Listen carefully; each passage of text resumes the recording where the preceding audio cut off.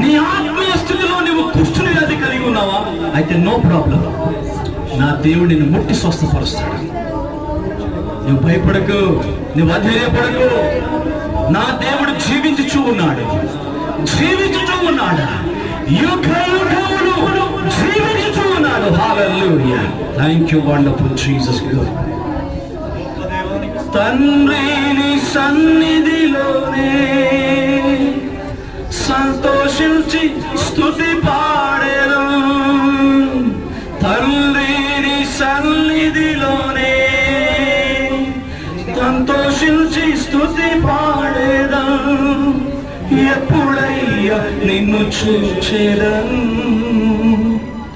ఎప్పుడయ్యా నిన్ను చూచెదను. నామది తప్పించెను నా